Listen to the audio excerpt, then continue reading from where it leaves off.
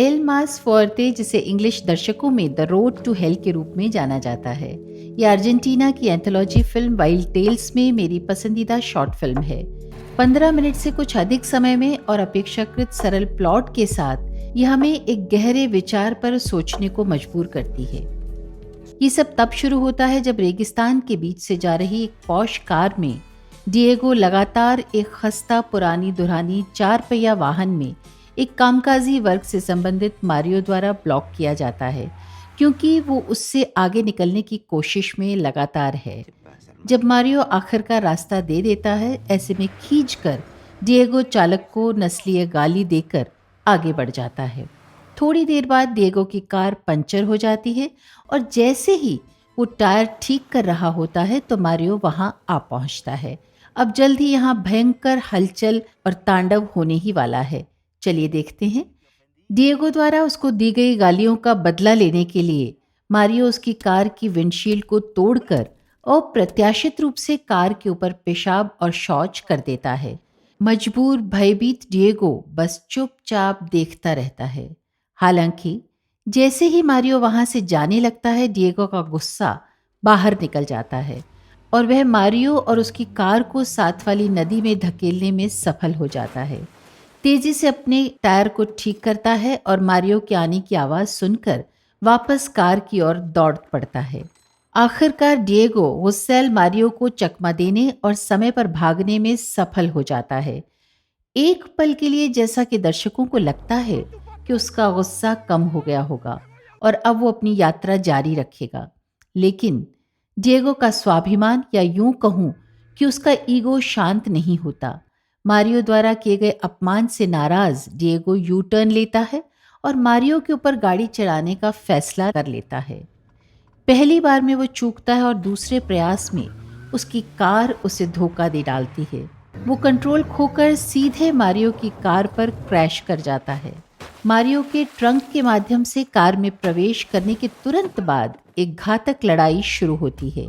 Diego का seat belt से गला घोंटकर उसे लटकता हुआ छोड़ दिया जाता है।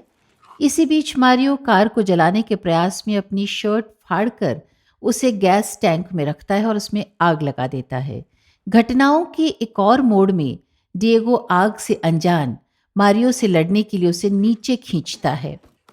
टो ट्रक ड्राइवर, जिन्हें पहले डिएगो ने अपनी कार ठीक करने के लिए बुलाया था, उसकी कार की सही लोकेशन का पता नहीं लगा पाते हैं और इससे पहले कि वो कुछ समझ या जान पाते, एक धमाकेदार विस्फोट से एक डार्क ह्यूमर वाले क्षण में उन्हें गाड़ी की सही लोकेशन का जैसे पता चल जाता है। दोस्तों, फिल्म हमें दिखाती है कि कैसे एक छोटा सा एक्ट पूरी तरह से अराजकता में बदल सकता है। ये सब मारियो द्वारा मनोरंजन के लिए शुरू किया गया खेल था। जब उसने डिएगो को उससे आगे निकलने से रोका, डिएगो शायद इसे थोड़ा और आगे ले जाता है जब वो ड्राइवर को नस्लीय गाली देता है। मारियो अपना बदला लेने के लिए हिंसा की एक असाधारण होड़ में चलता चला जाता है। वहां उन दोनों के अलावा और कोई नहीं होने के बावजूद डिएगो अपमानित महसूस करता है। उसका स्वाभिमान क्रोध में बदल जाता है और वह मारियो की कार को नदी में धकेल देता है। डिएगो और मारियो इस बिंदु पर बिल्कुल एक समान हैं, क्योंकि दोनों के पास ऐसी कारें हैं जो खस्ता हालत में हैं। जब ऐसा लगता है कि सब कुछ यहीं खत्म हो जाएगा, तो डिएगो के क्रोध की जगह अहंकार ने ले ली होती है। वो अपने अभिमान को शांत करने और पूरे एपिसोड को भूलने के लिए बिल्कुल तैयार नहीं है। वह शायद सोचता है कि इस तरह भागना और ड्राइवर को छोड़ देना कायरता सिद्ध होगी। मारियो भी लगभग उसी बीमारी से पीड़ित है। वह भी डिएगो पर कोई दया दिखाने के लिए बिल्कुल तैयार नहीं है। वह उसका गला घोंटकर उससे मरने के लिए छोड़ देता है। कोई सबूत नहीं छोड़ने के लिए वो कार से छुटकारा पाने का एक और तरीका ढूंढता है।